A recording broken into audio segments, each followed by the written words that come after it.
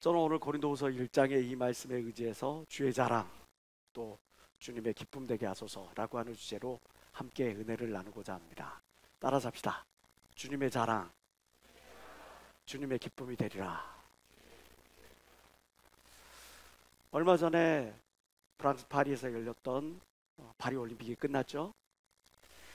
이 올림픽에 우리나라가 많은 선수들을 출전시켰습니다. 그런데 우리나라에서 인기 종목이라고 일컬어지는 축구, 야구, 배구, 농구와 같은 그런 구기 종목들은 모두 예선전에서 다 탈락을 해가지고 비인기 종목의 선수들만 144명이 출전을 하게 됐어요. 48년 만에 최소한의 인원이 출전하는 그런 결과를 가졌죠. 대한체육회에서는 이제 파리올림픽에 나가면서 선수단 규모도 줄었고 또 비인기 종목이고 또 지난번 이 대회보다는 선수층이 굉장히 좀 실력들이 세계 대회에 나가가지고 이런 커리어를 쌓은 실력 있는 선수들이 많이 빠져나갔기 때문에 베테랑 선수들이 많이 빠져나가기 때문에 금메달 5개 정도 딸 것이다. 종합순위는 한 15위만 들었으면 좋겠다. 그렇게 이야기를 하고 파리로 떠났어요. 결과를 우리는 잘 알죠. 우리가 전혀 생각지도 못했던 그런 종목들에서 금메달을 따고 메달들을 따고 그래서 금메달이 총 13개 88 서울올림픽 이후에 최고의 성적을 거두었다고 이야기를 합니다. 금메달 13개, 은메달 10개, 동메달 10개 해서 토탈 전체 순위가 8위. 원래 목표로 했던 15위에 거의 2배 가까이 되는 그런 금메달 수 2배 가까이 되는 목표 순위를 거두었어요. 저는 이 파리올림픽의 어떤 진행 상황들을 자세히 살피지는 못했지만 우리가 또 수련회 총동원 기간이었잖아요. 자세히 살피지는 못했지만 중간중간 뜨문뜨문 들려오는 그런 어떤 내용들을 통해 보면서 참 뿌듯했어요. 내가 그 대한민국 사람이라는 사실에 대해서 참 마음이 그냥 뿌듯해지더라고요. 어떤 부분에서 상대방에 대한 그 배려해주는 그런 매너, 그런 모습들을 통해서 또 과거에는 막 뭐 메달 못 따고 뭐 하고 성적 막 그러면 막 엉엉 울고 뭐 땅을 치고 통곡하고 막 이렇게 하고 막 노래도 뭐 이런 노래 나왔어요. 여러분들 기억하실지 모르겠지만 응원가가 이런 노래였어요. 이겨라 이겨라 이겨야 한다 뭐 이런 노래였어요. 그죠? 근데 요즘 응원가 그렇게 뭐 이겨야 한다, 지문 찐다다 뭐 이런 가사 안 하잖아요. 요즘에는 수고한 당신 축복합니다, 사랑합니다, 당신의 흘린 땀을 기억하겠습니다. 이런 식으로 응원가도 막 바뀌잖아요. 여기 사격에 은메달을 땄던 김혜지 선수만 해도 세계 대회에 나가면 25m 에서는 무조건 세계 신기록을 내고 무조건 금메달을 땄던 인물이었어요. 근데 그 인물이 예선전에서 빵점을 쐈어. 1점도 아니야, 2점도 아니야, 빵점을 쐈어. 근데 이 친구가 인터뷰를 하는 거예요. 뭐라고 이야기를 해요? 뭐 인생 그런 거 아니겠어요? 빵점 쐈어도 그게 내 인생 끝난 것도 아니고 너무나 쿨하게 자기의 현재 모습을, 실수를, 실패를 받아들이는. 저는 이게 우리나라가 이렇게 사회적으로도 경제적으로 많은 성장을 이루었지만 그것과 함께 사람들의 어떤 마음 씀씀이, 정신 문화마저도 많이 이렇게 성장해 갔구나, 성숙해 갔구나라는 것들을 이해하게 됐어요. 그래, 이번으로 나의 인생이 끝난 것도 아니고 이번으로 나의 기회가 다 끝난 것도 아니야, 꺾인 것도 아니야, 내 인생 꺾인 것도 아니야, 다시 시작하면 돼 라고 다시 일어설 수 있는 힘을 다른 누군가에게서 받는 것이 아니라 스스로가 그것을 내비출 수 있는 그만큼 어떤 정신적인 성숙한 그런 모습을 보이는 모습들, 이런 모습들을 보면서 우리나라가 정말 많이 발전했구나, 많이 성장했구나 라는 것들을 깨달았죠. 그렇지만 안타까움도 있었습니다. 여러분들이 잘 알고 있는 배드민턴 솔로 나가가지고 거기에서 금메달을 땄던 안세영 선수가 인터뷰를 하면서 자기가 이 금메달을 딸 수 있었던 힘은 복수였습니다. 충격적인 인터뷰였죠. 불과 22, 23 이 정도 받게 되지 않는 이 선수가 도대체 얼마나 마음속에 그 한이 깊었으면 내가 금메달을 따고 말리라, 그래서 딴 상태에서 내가 당당하게 이야기하리라 하는 그런 인터뷰를 할 수 있을까? 이번 올림픽이 다 끝나고 나서 너무나 대비되는 두 어떤 단체들, 협회의 모습들을 보면서 우리 국민들 모두가 생각이 깊었으려고 봐요. 하나의 협회에서는 정말 대한체육회 산하 가장 큰 그 단체를 거두리고 있는 게 이 축구협회인데, 이 축구협회 임원들보다 더 많아. 그 임원들보다 더 많은 숫자의 사람들이 무료로 공짜 티켓 갖고, 선수들은 이코노미석 타고 다니는데 자기들은 비즈니스석 타고 다니면서 관광하고 다니고 뭐 즐기고 다니고, 자기들이 임원이 됐음에도 불구하고 단 한 푼 기부금 단 한 푼을 내본 적도 없는 사람들이 선수들 선발을 하는 것들을 좌우해. 실력이 아무리 좋아도 자기 산하에 있는 사람이나 자기 연줄 다한 사람들은 대표로 뽑아주고, 아닌 사람들은 50% 자기가 갖고 있는 그 능력으로 그냥 선수들을 그냥 출전조차도 못 시키는 그런 모습들을 보면서, 야, 거기에서 금메달 또 은메달 동메달이라고 하는 결과가 나왔다는 것 자체가 기적인 거죠. 반면에 양궁협회를 보세요. 이 선수들을 위해서 활을 쏘는 로봇을 만들었어. 이 파리 경기장, 파리에서 올림픽이 진행되는 경기장과 똑같은 환경의 장소를 미리 준비를 해놓고 거기에서 다 시뮬레이션 작업을 할 수 있도록, 훈련을 할 수 있도록 꾸며줬어. 최고의 지원을 할 뿐만 아니라 실력 위주로 선수를 선발해가지고 공평한 기회를 제공하니까 선수 그 누구도 그 시스템에 대해서 불만을 토로하지 않아.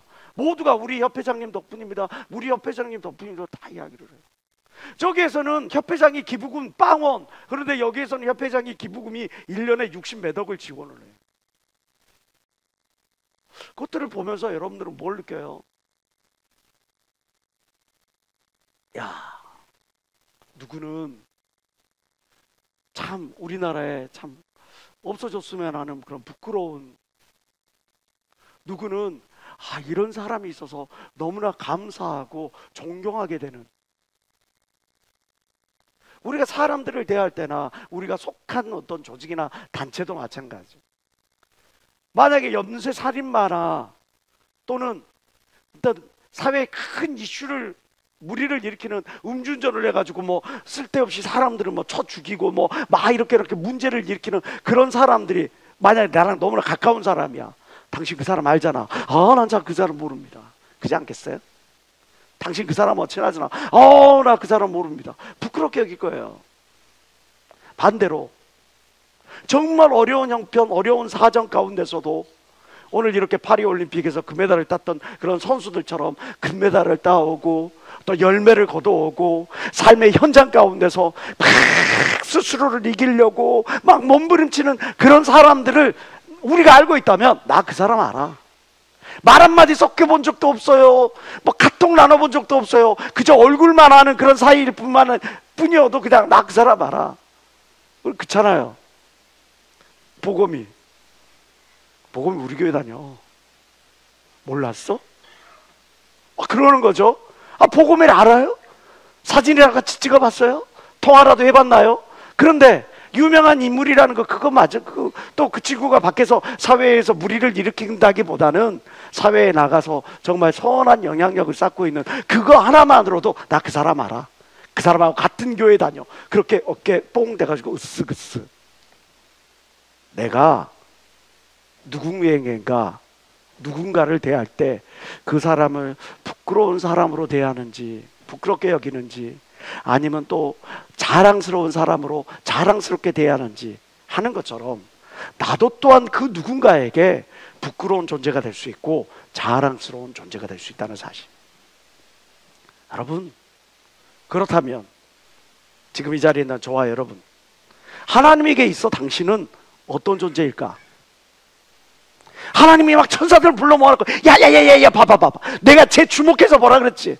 쟤 일 낸다 그랬지? 쟤 분명히 이번에 큰일 낸다 그랬지. 봐봐 이번에 전도회 갖고 온 거 봐. 이번에 제가 나를 영원롭게 하려고 기쁘시게 하려고 이렇게 준비한 거 봐. 저 눈물을 봐. 저 희생을 봐. 저 헌신을 봐. 하는, 그렇게 주님 보시기에 하나님의 눈에 정말 사랑스럽고 어여쁘고 너무나 소중하고 자랑스럽게 여길 그런 성도들이 지금 이 자리에 있을 겁니다. 반면에 하나님 마마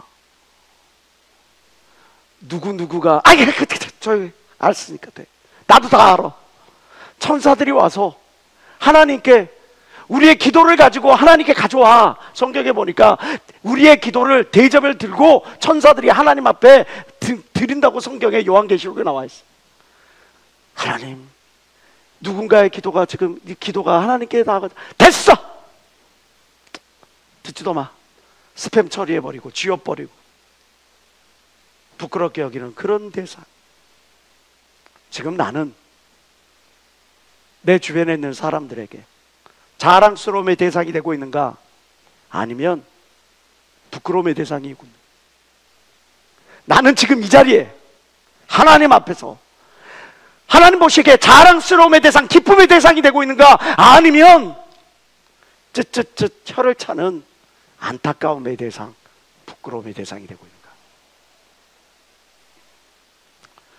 고린도후서 1장 14절, 오늘 본문 말씀에 사도 바울은 고린도 성도들에게 이렇게 당부합니다. 우리 주 예수의 날에 우리가 모두 주님 앞에 서게 될 텐데, 주님 앞에 설 때 너희가 우리의 자랑이 되고 내가 너희의 자랑이 되어지길 원한다. 그렇게 고린도후서의 첫머리의 당부의 메시지로 사도 바울은 고린도 교인들에게 이렇게 메시지를 전하고 있어요. 오늘을 살아가는 저와 여러분에게 하나님께서 오늘 이 말씀을 통해 너희가 나의 자랑이 되고 내가 너의 자랑이 되어지길 원한다. 하나님의 간절한 바람이라고 믿는 사람만 박수며 하나님께 원하시기 바랍니다.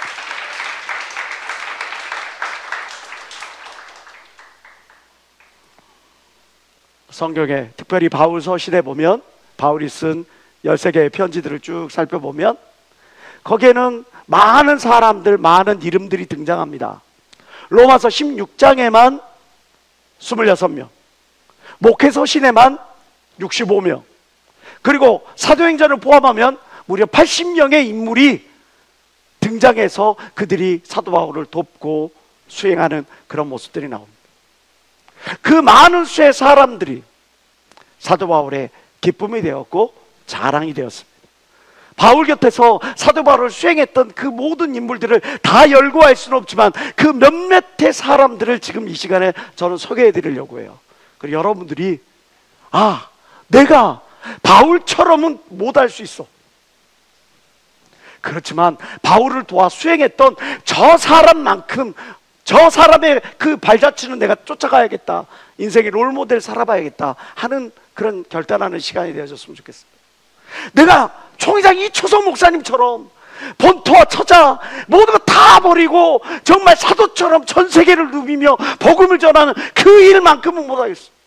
내가 이시대 목사님처럼 저렇게 온 인생을 다 쏟아가면서 저렇게 하나님 복음을 위하여 순종하듯이 저렇게 살아가기는 난 못하겠어. 그러나 내가 이마만큼은 내가 하겠어. 이마만큼은. 그런 마음으로 오늘 이 메시지를 여러분들이 받으셨으면 좋겠어요. 바울의 인생 가운데, 바울의 삶 가운데, 바울의 사역 가운데 뗄래야 뗄 수 없는 가장 중요한 인물 중에 하나가 바로 디모데입니다. 성경은 디모데를 영적 아들이라고 표현을 합니다. 실제로 이 디모데는 사도 바울을 아버지처럼 섬겼어요. 제2차 선교여행에서 디모데가 바울을 만나고 그 이후에 바울을 따라서 복음을 전하러 다닐 때 바울이 어디에 있건 디모데는 항상 바울 곁에 수종을 들었어요. 바울이 어디를 가건 항상 바울을 따라다니면서 바울을 수종 들었어요. 나중에 바울이 이제 에베소 교회를 디모데에게 넘기고 로마의 감옥에 갇히게 되고, 그리고 거기에서 나중에 순교의 자리까지 갈 때에 이 디모데는 이 바울의 뒤를 따라 그 에베소 교회를 잘 챙기고 나중에 거기에서 우상 숭배하는 에베소 사람들을 책망하다가 거기에서 순교를 당하게 됩니다.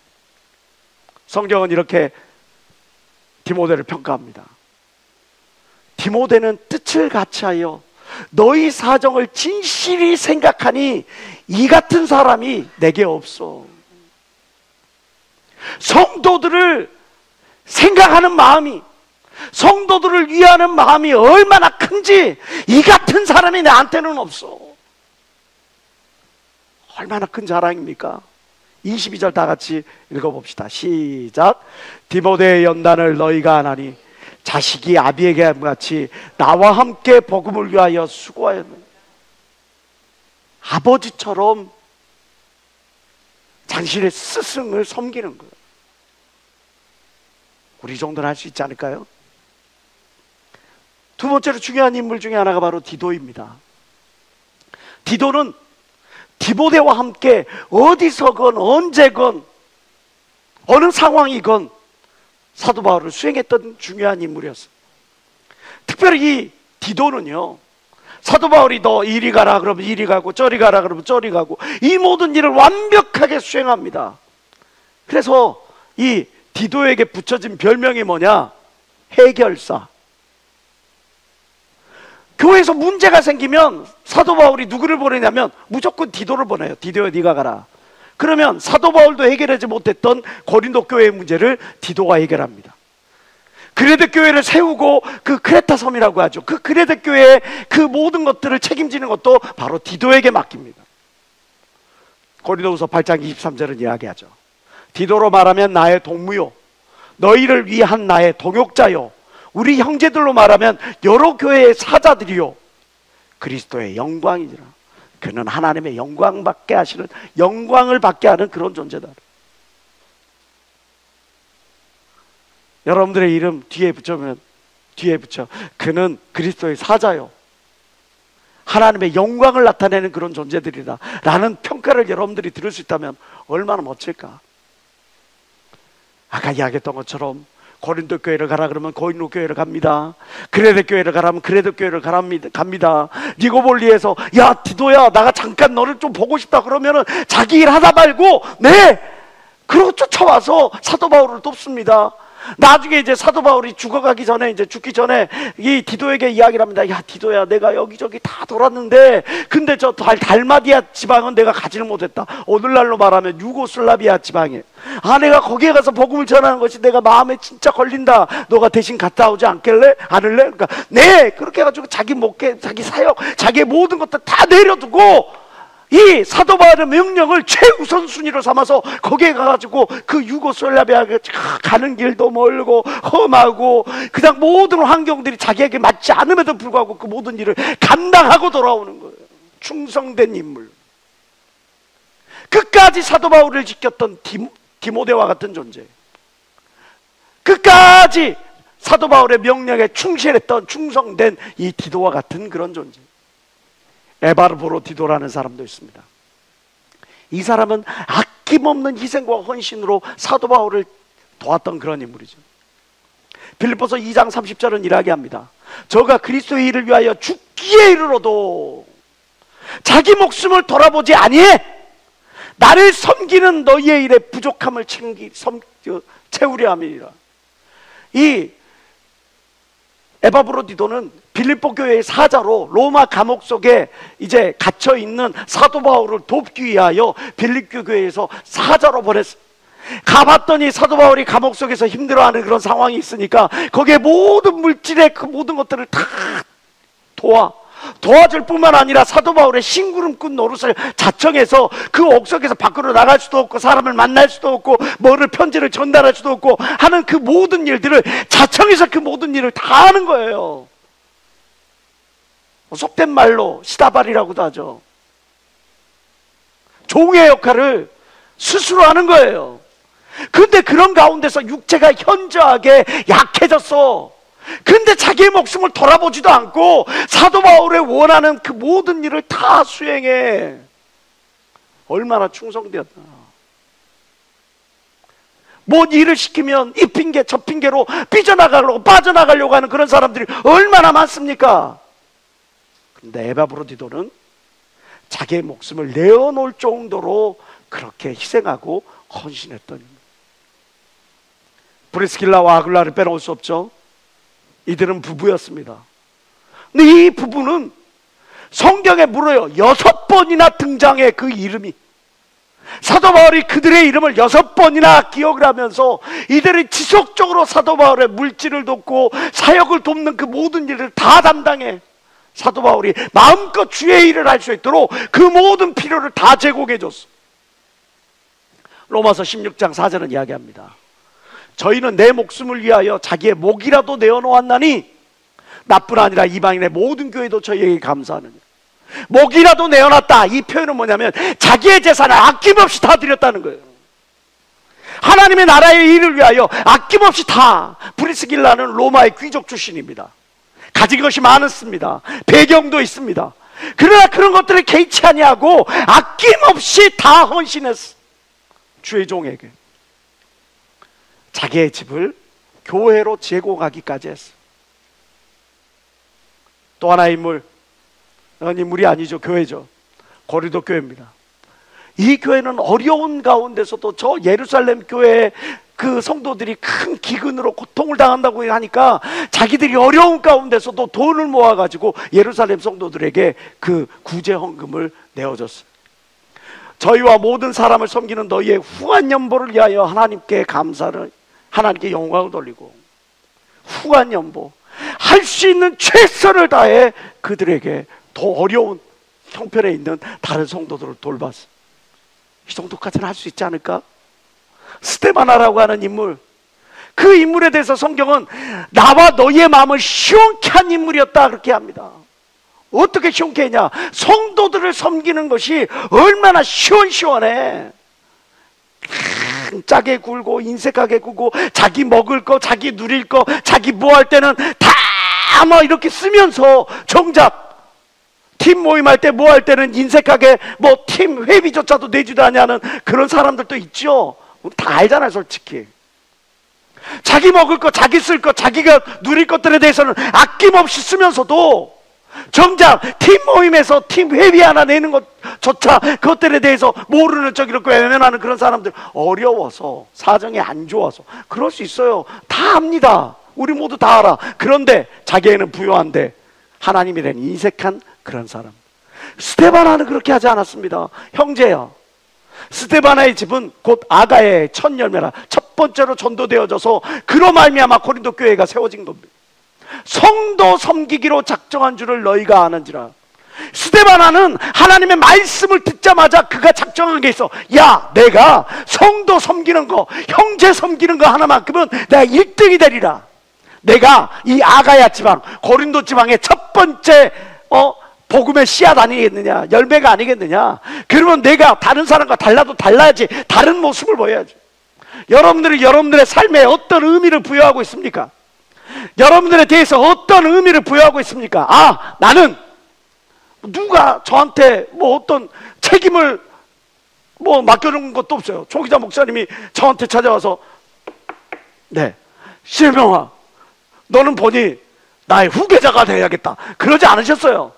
신명아, 너는 보니 우리 예수 중심 교단의 미래를 책임지는, 그렇게 아주 눈이 똘망똘망하고 머리도 적당히 빠졌고, 그러니까 너는 그러할 만하구나, 그러지 않았어요.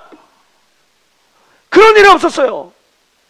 제 마음속에, 아, 내가 이왕 교육부서에서 이 일을 맡고 있으니, 내가 이왕 이 일을 시작했으니 내가 이 교단의 미래를 준비하는, 다음 세대를 준비하는 그런 역할을 내가 준비하겠구나. 그게 23살 때 저의 다짐입니다. 제 일기장에 써있던 내용입니다. 여러분은 하나님을 위해, 하나님의 나라를 위해 어떤 다짐을 하고 살아가십니까? 어떤 마음의 결단을 하고 살아갑니까? 여러분들 스스로의 삶에 어떤 의미를 부여합니까? 성도 섬기는 것만큼은 내가 최고가 되리라. 그랬더니 17절 다 같이 시작. 내가 스데바나와 부드나도와 아가이고에 온 것을 기뻐하노니 저희가 너희의 부족한 것을 보충하였습니다. 저희가 나와 너희 마음을 시원케 하였으니 알아주라. 너희의 부족한 것을 다 채우는데 그러므로 너희 마음을 시원케 할 정도로 채워줬어. 얼마나 멋져요. 빌레몬이라는 사람이 있어요. 이 빌레몬은 사도 바울이 권면을 하니까 사도 바울의 권면을 받고 자기의 종 오네시모를 용서합니다. 이 오네시모라는 인물은 어떤 인물이냐면 이 빌레몬의 노예였어. 노예, 간호, 집안에서 거느리는 그런 노예였어. 그런데 이 빌레몬에게 큰 손해를 끼치고 도망까지 쳐버렸어.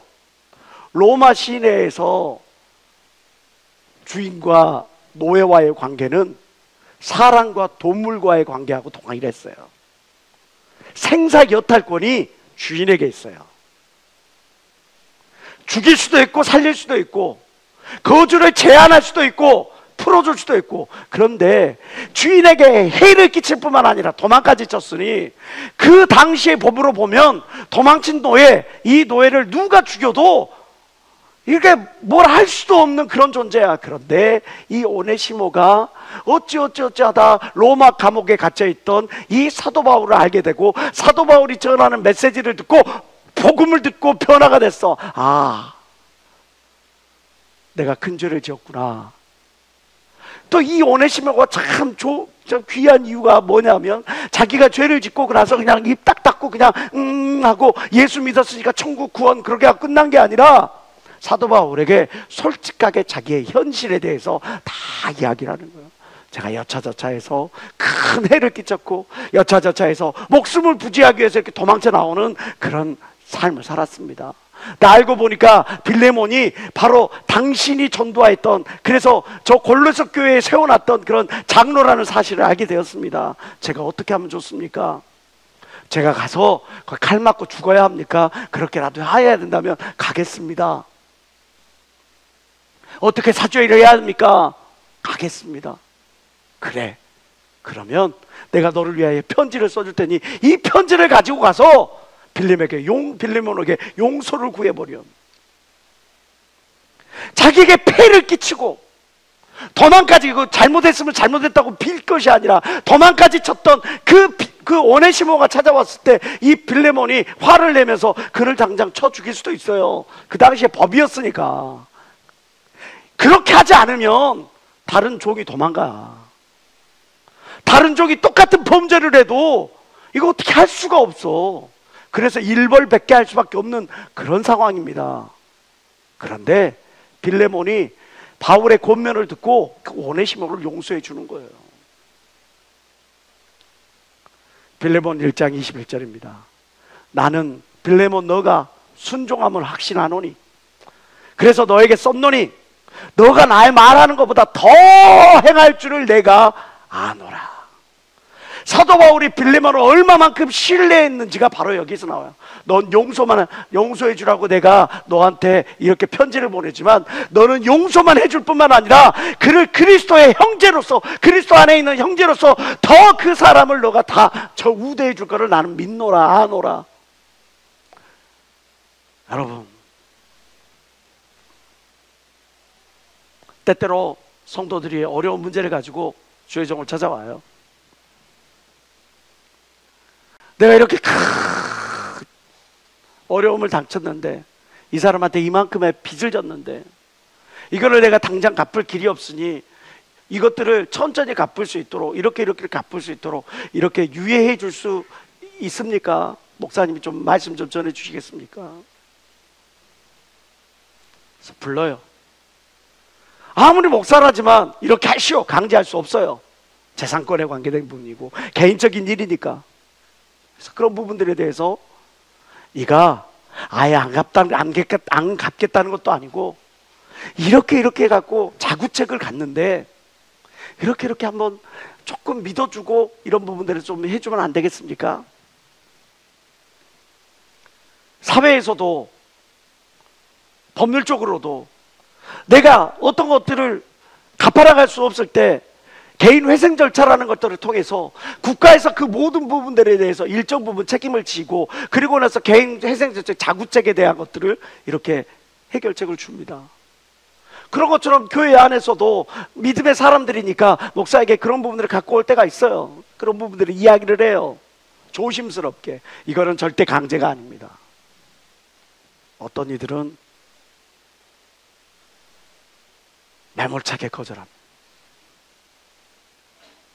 그럴 수 없습니다. 목사님 여기서 손 떼십시오. 그럼 저희는 손을 뗄 수밖에 없어요. 어찌할 수 없습니다. 그러나 어떤 이들은 자기의 이익을 포기하고, 아니 이익이 아니지, 손해될 것을 여실히 알면서도 목사님을 통해 하나님이 저에게 말씀하신 것이라 믿고, 그리고 제가 이 부분에 대해서 인내하면 하나님께서 다른 방법으로 또한 채워주실 줄 믿습니다. 순종하겠습니다. 그들의 그 반응이 얼마나 귀하고 소중한지 모릅니다. 눈물로서 그 영혼들을 축복할 수밖에 없습니다. 그러면 하나님께서 그쪽에서 빵꾸가 났을지어도 다른 방법, 다른 환경, 다른 상황들을 통해서 채워주시는 것을 너무나 많이 목도합니다. 많은 사람들이 자기의 물질이 손해를 보고, 자기의 인격이 손해를 보고, 자기의 어떤 행동 반경이 손해를 보고 하는 그런 것들 때문에 가차없이 그런 부분들의 권면에 대해서, 주의 종의 권면에 대해서 끊어버리는 모습들 볼 때도 있습니다. 여러분, 혹시 어떤 주의 종이 여러분들에게 와서 이런 부분들에서 권면을 할 때 여러분들이 바로 끊어버리기보다는 한 번쯤 멈추어 서서 기도해 보시길 주의 이름으로 축원합니다. 혹시 그 음성을 통해 하나님께서 나에게 더 큰 축복을 주고자 하는 어떤 계획이 있을지 모르지 않겠어요? 마치 사탕 봉지를 뒤에다 감추고 사랑하는 자녀들에게 사탕 하나만 줄래? 아이가 사탕 하나를 주면 고마워, 너가 이거 줬으니까 나도 하나 줄게 해놓고 사탕 한 봉지를 주는 그 부모의 마음으로 하나님께서 여러분들에게 그 어떤 자그마한 어떤 물질적인 손해나 자그마한 인격적인 손해나 자그마한 시간적인 환경적인 그런 손해를 통해, 아니 그것보다 더 뛰어난 하나님의 보상이 기다릴 줄 그건 모르는 일이에요.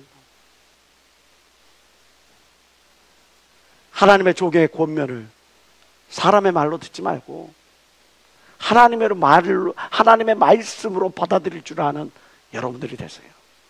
그래서 사도 바울은 곳곳에서 사도 바울 자신을 위하여 기도해 달라는 그런 메시지들을 많이 합니다. 저도 여러분들에게 부탁하고 싶어요. 이 자리를 빌어서 여러분 저를 위해서 많이 기도해 주십시오. 제가 사꾼이 되지 않게. 자그마한 이익 때문에 움직이고, 자그마한 이익 때문에 반응하고, 자그마한 이익 때문에 여러분들에게 얼굴을 굳히는 그런 존재가 되지 아니하고, 하나님의 말씀에 의해서 여러분들을 대하고, 하나님의 말씀으로 여러분들을 가르치고, 하나님의 말씀으로 여러분들을 훈계할 수 있도록, 그런 기준이 분명한 그런 종이 될 수 있도록 여러분들이 저를 위해 기도해 주시길 주의 이름으로 부탁드립니다. 여러분들이 저를 위해 기도한 만큼 저에 대한 신뢰가 클 거예요. 그래서 제가 한마디를 던질 때 그 말을 사람의 말로 듣지 아니하게 될 겁니다.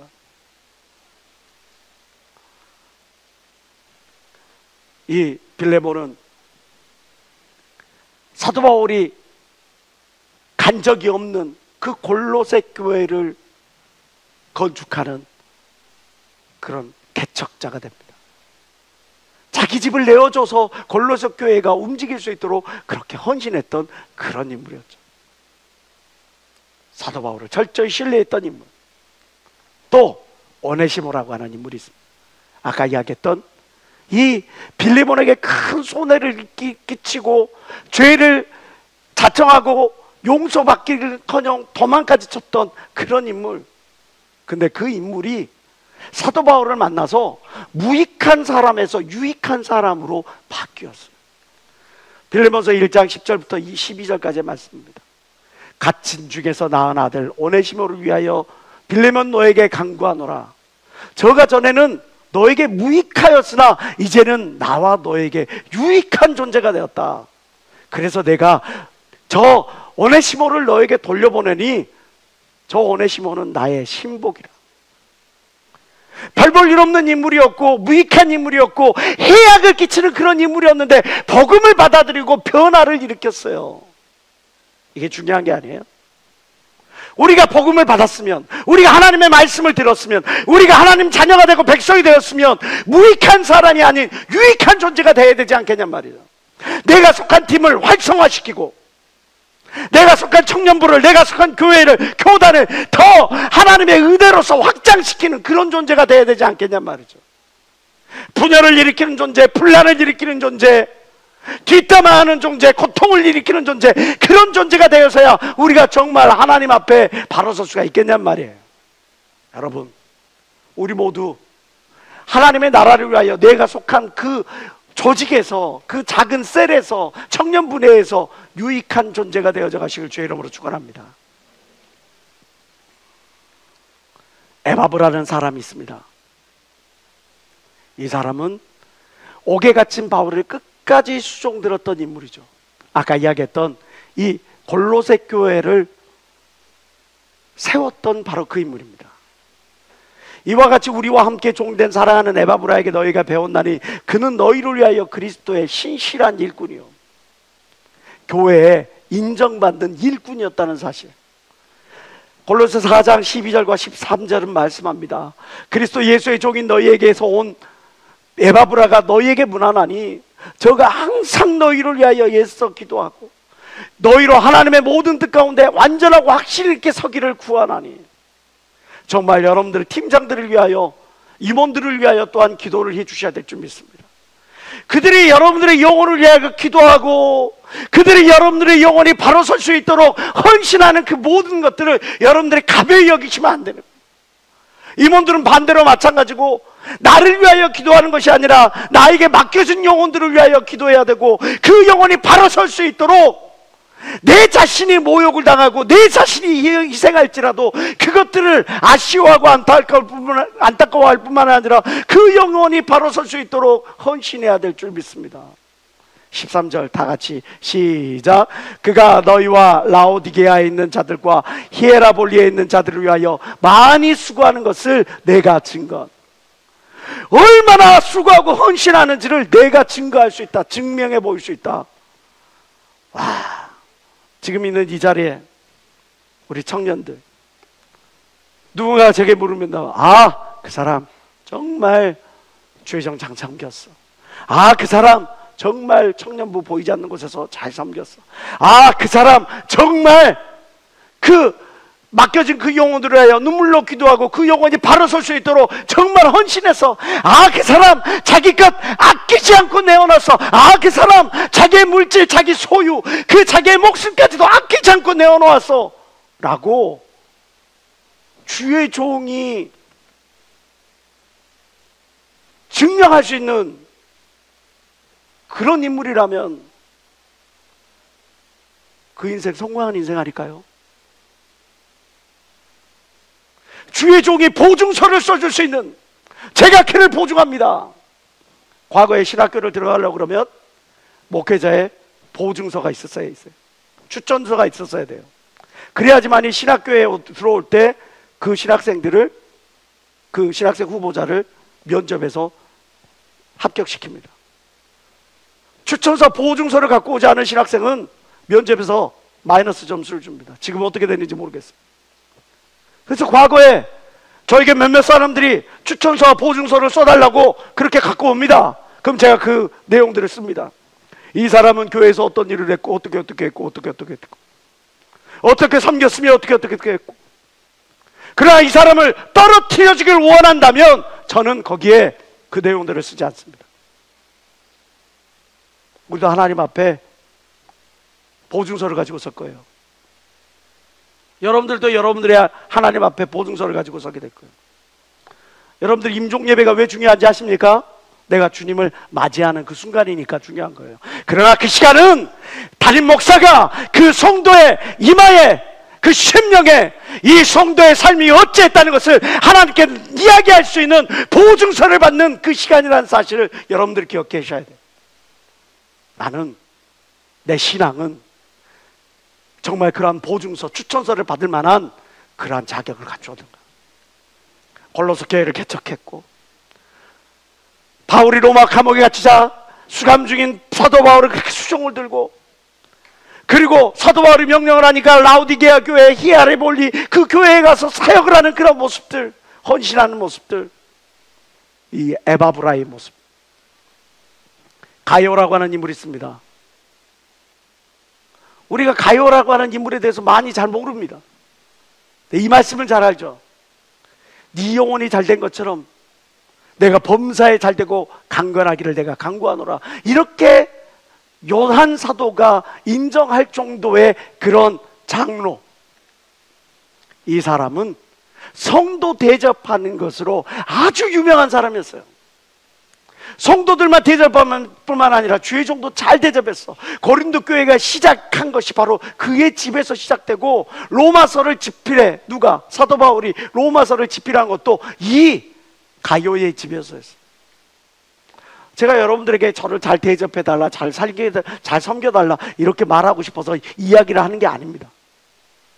내 주변에 보면 정말 위로가 필요하고 안식이 필요하고 도움이 필요한 많은 지체들이 있습니다. 그에게 따뜻한 커피 한 잔, 따뜻한 밥 한 끼가 그들에게 큰 위로가 되고 새 힘이 될 수도 있습니다. 잠시 잠깐 그 앉아서 들어주는 것만 해도 그들에게 큰 위로가 되고 힘이 될 줄 믿습니다. 그러한 대접들 말하는 거예요. 또 그들의 이름을 기억하면서 여러분들이 여러분의 있는 자리에서 기도해 줄 수 있습니다. 그것보다 더 귀한 대접은 없을 겁니다. 가이오는 성도 대접하는 것으로 유명했고, 그 성도 대접하는 것으로 이렇게 사도들에게까지 인정받는 그런 존재였어. 나는 무엇으로 인정받고 있느냐? 나는 하나님의 사도들에게, 하나님의 종들에게, 또 교회에, 믿음의 식구들에게 무엇으로 인정받고 있는가? 루디아는 말씀을 듣고 끝나는 게 아니라 결단을 하고 이 여자의 몸으로 이 빌립보 교회를 세워 행동하는 크리스천이었어요. 실천력을 보입니다. 두아디아 성의 자주장사로서 하나님을 공경하는 루디아라는 한 여자가 들었는데, 주께서 그 마음을 열어 바울의 마을을 총종하게 하신지라 저와 그 집이 다 세례를 받고 우리에게 청하여 말하되, 만일 나를 믿는 자로 알거든 내 집에 들어와 유하라 하고 강권하여 있게 아니라 하고 사도 바울을 청하여 모신 다음에, 그리고 거기에서 교회를 세우는 거예요. 복음을 듣고 가만히 있고 은혜를 받고 가만히 있는 게 아니라, 은혜를 받고 복음을 들었으면 그것을 행동으로 옮기는 그런 존재예요. 마가라고 하는 인물이 있습니다. 마가복음의 그 마가입니다. 마가복음을 썼던 그 마가. 이 사람은 참 소심하고 참을성이 없는 그런 인물이었습니다. 그러나 나중에 순교자의 반열에 올라가게 되죠. 이 마가에 대해서 디모데후서는 이렇게 이야기합니다. 너가 올 때 마가를 데리고 오라. 저가 나의 일에 유익하니라. 이 마가라는 인물이 꼭 필요했어. 사도 바울에게 유언으로 남겨놓은 이 디모데후서에서 사도 바울이 저 마가가 나한테 유익하니까 저 사람 좀 데리고 와라라는 거예요. 나한테 꼭 필요하다. 마지막 정리를 해야 되는데, 내 인생의 모든 것들을 정리해야 되는데 저 마가가 나한테 필요하다. 그런데 우리는 알죠, 마가가 어떤 인물인지. 여러분들, 마가복음 15장에 보면 벗은 몸으로, 예수님이 다 잡히시던 밤에 벗은 몸으로 막 도망가는 한 청년이 등장합니다. 그게 바로 마가예요. 왜? 자기 또한 같이 잡혀갈까 봐. 초대교회 시작이 어디 다락방에서 시작됐죠? 마가의 다락방. 마가의 다락방이 그 마가야. 딴 마가가 아니야. 얘가 어떤 사람이냐면 1차 선교 여행을 마치고 이제 사도 바울이 2차 선교 여행을 이제 따라가는 거예요. 이제 자기 삼촌하고 바라바와 같이 다 따라가는데 거기에 너무 힘들어. 맨날 그러니까 주 예수를 믿으라. 그러면 너에게 구원이 있을 것이다. 주 예수를 믿으라. 뒤지게 두드려 맞고, 주 예수를 믿으라. 배고프고, 주 예수를 믿으라. 잠도 못 자고, 이런 삶을 살아가니까 너무 힘든 거예요. 그러고 삼촌 힘들어. 나 그만할래. 그래. 징징징징 하다가 중간에 어디에 없어. 도망갔어. 말도 안 하고 도망간 거야. 이게 바로 마가였어요. 나중에 바울이 2차 전도 여행을 떠나는데 그 바나바가 마가 데리고 갑시다. 그러면 안 돼. 싹수가 노래. 쓸모가 없어. 소심한 겁장에다가 이게 날마다 징징징징거려. 이게 못쓸 놈이야. 삼촌인 입장에서 용납이 돼요? 안 되죠. 아니었어요. 그런데 그 인물이 네가 올 때 마가를 데리고 와라. 내일에 정말 필요.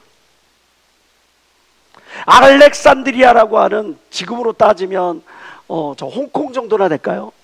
무역항으로 굉장히 유명한 그 지방에 교회를 세우고 거기에서 교주가 되는, 주교가 되는, 교주래, 주교가 되는 거예요. 그리고 거기서 순교까지 합니다. 마가복음을 쓰고.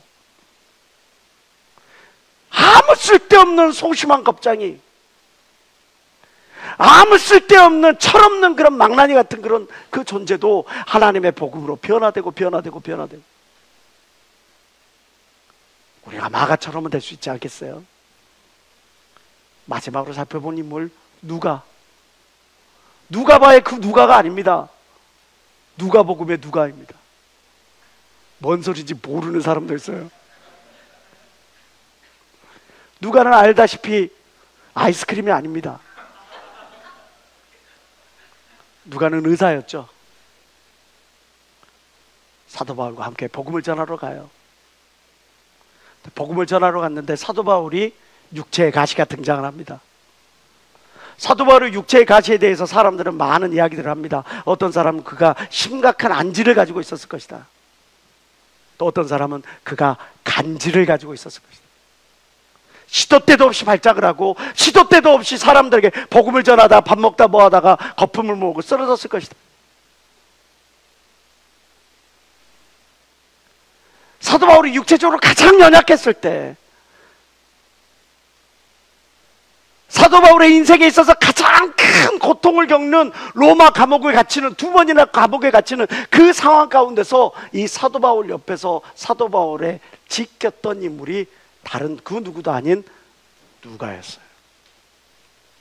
사랑을 받는 의원 누가와 또 데마가 너에게 문안하느니라. 디모데후서 마지막 부분에는 이렇게 이야기합니다. 데마는 이 세상을 사랑하여 나를 버리고 데살로니가 갔고, 그레스게는 갈라디아로, 디도는 달마디아로 갔고, 누가만 나와 있느니라. 사도 바울이 이제 목에 잘려 순교하는 바로 그 순간까지 이 누가는 사도 바울 옆에서 사도 바울을 지켜줬어요. 그의 주치의로, 때때로는 통역관으로, 누가복음을 쓰는 성경 기자로, 그리고 감옥까지 함께 간 그런 동역자의 자세로. 오늘 우리는 이렇게 바울 곁에 있었던 많은 믿음의 사람들을 쭉 살펴봤습니다. 이외에도 수없이 많은 사람들의 인물들을 이 한 시간에 다 이야기할 수 없습니다. 이 사람들의 삶의 궤적을, 짤막한 궤적들을 보면서도 우리의 마음을 격동케 하는 그런 인물들이 있을 줄 압니다. 나는 어떤 인물이 되어야 될 것인가? 오늘 이들의 공통점은 무엇이었습니까? 어떤 자리, 어떤 위치에서도 주어진 것에 감사할 줄 아는 그런 사람들이었어요. 어떤 조건, 어떤 상황에도 주님의 명령에 순종했던, 하나님의 말씀에 순종했던 그런 모습이었습니다. 끝까지 중도에 포기하지 않고 충성됨으로 신앙의 의리를 지켰던 바로 그런 인물들이었습니다. 이들의 삶의 모습들이 공통점이 바로 감사함으로, 순종함으로, 또 신앙의 의리를 지킴으로 나타나요. 이제 저희 아이들이 중3 고등학교를 진학하는 그런 시점이 됐습니다. 어제 쌍둥이하고 통화를 하는데 아이들 중에 하나가 그런 이야기를 합니다. 아빠, 저는 스트레스 안 받고 그냥 편하게 살고 싶어. 그래, 그럴 수 있지. 막 고통스럽게 그렇게 사는 것보다는 행복하게 사는 게 좋지. 근데 이지하게, 우리가 편하게 그렇게 삶을 사는 것, 그것도 너에게 있어서 좋은 거라고 할 수 있겠지. 근데 하나님이 왜 하필이면 너를 이 땅에 보내셨을까? 하나님은 왜 예수님을 보내셨지? 십자가에 달려 죽으시게 하기 위하여. 그래서 많은 사람들을 구원하게 하기 위하여. 하나님은 너를 이 땅에 보낸 것이 바로 이지하게 편하게 너 잘 먹고 잘 사게 하기 위하여 하나님이 보내셨을까? 단지 그 이유뿐일까? 아니면 하나님이 너에게 주신 어떤 사명이 있어서 그 사명을 이루며 살기 위하여 보내셨을까? 한번 생각해보고 너의 진로를 기도하면서 고민해보지 않을래?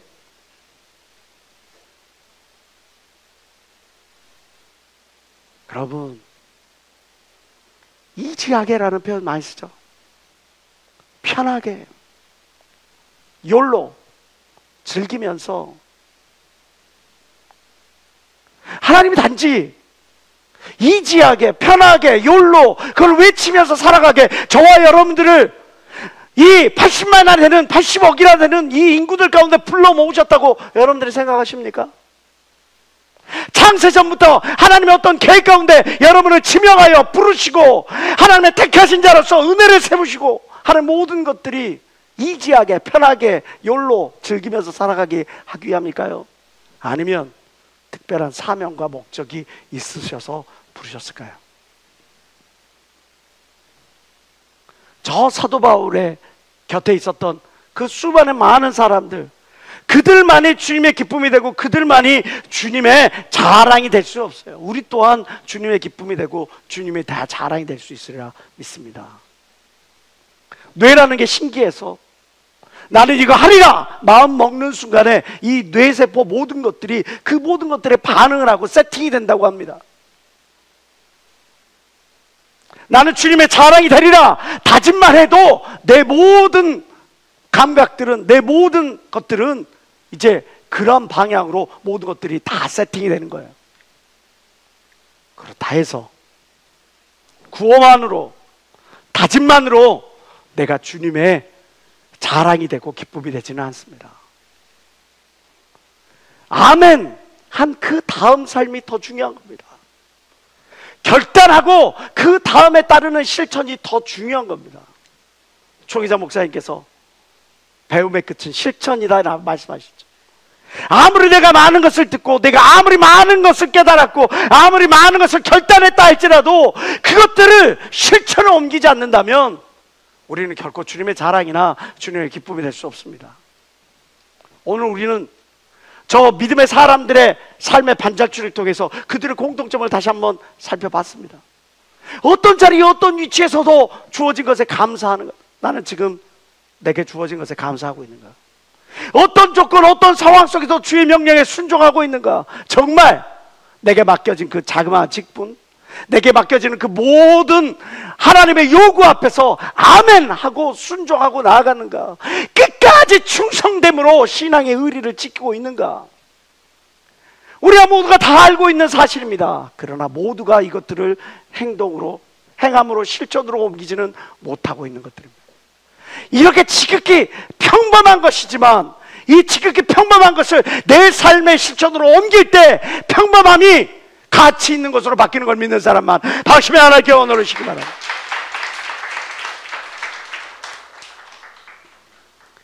모든 제품을 사면 그 제품 속에 보증서, 품질 보증서가 동봉됩니다. 그 품질 보증서에는 그 상품의 제작 이력이 다 담겨 있습니다. 어디에서 어떤 가죽을 가지고 만들었다, 누가 만들었다, 어떤 형식으로 만들었고 어디서 만들었다. 그 회사는 그 품질 보증서를 통해서 그 제품을, 그 상품을 보증해 주는 겁니다.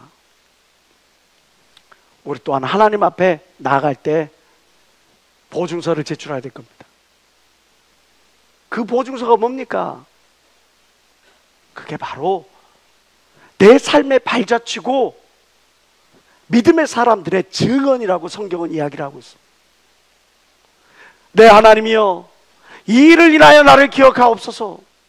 내 하나님의 전과 그 모든 직무를 위하여 나의 행한 선한 일을 도말하지 마옵소서. 느헤미야는 이 성전을 다 지은 다음에, 성벽 공사를 다 지은 다 끝난 다음에 하나님께 이렇게 고백을 하고 있습니다. 좀 더 쉽게 성경을 통해, 세번역을 통해 정리해 봅시다. 하나님, 내가 한 일을 기억하여 주옵소서. 하나님의 성전을 보살핀 일과 예배를 드릴 수 있도록 정성껏 한 이 일을 잊지 말아 주십시오. 전도서 12장 14절은 말합니다.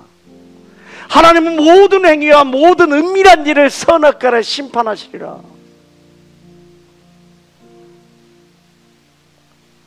우리는 보증서를 가지고 하나님 앞에 설 겁니다. 여러분의 보증서에는 과연 무엇이 기록되어 있습니까? 여러분을 보증해 줄 그 보증인은 누구입니까? 그 보증인은 여러분을 위하여 무엇을 보증해 줄 것입니까? 요한삼서 1장에 요한 사도가 이렇게 이야기를 합니다. 형제들이 와서 너에게 있는 진리를 증거하되 너가 진리 안에서 행한다니 내가 심히 기뻐하노라. 내가 내 자녀들이 진리 안에서 행한다함을 듣는 것보다 더 즐거움이 없노라. 우리가 하나님의 말씀 안에서 행하는 것보다 하나님을 즐겁게 하고 하나님을 기쁘게 하고 하나님이 자랑이 될 만한 그 무엇보다 더 즐겁게 할 수 있는 것이 없어요. 조건이 없어요. 오늘 본문 말씀에 우리 주 예수의 날에 너희가 우리의 자랑이 되고 우리가 너희의 자랑이 되어라.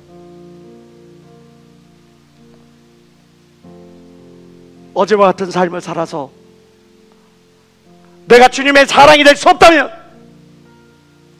오늘과 같은 삶을 살아서 내가 주님의 기쁨이 될 수 없다면 끊어버리고 돌이켜 하나님의 기쁨이 되고 자랑이 될 수 있도록 나의 삶의 발자취를, 방향을 바꿔야 되지 않습니까?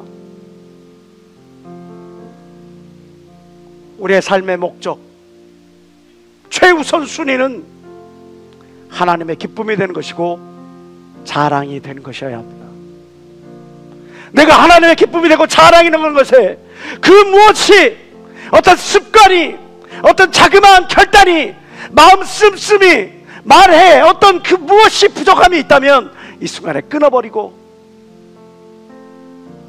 어떤 조건 속에서 감사할 수 있기를, 어떤 상황 속에서도 순종할 수 있기를, 끝까지 신앙의 의리를 지켜나갈 수 있기를 다짐하며 뚜벅뚜벅 한 걸음씩을 옮겨간다 보면 저와 여러분들 모두 하나님 앞에 당당히 내어놓을 수 있는 신앙의 보증서를 소유하게 될 줄 믿습니다. 이 자리에는 그 누구도 하나님 앞에 하나님께 있어 부끄러운 제자가 아닌 기쁨을 주는 자랑스러운 제자가 되어지기를 축원합니다.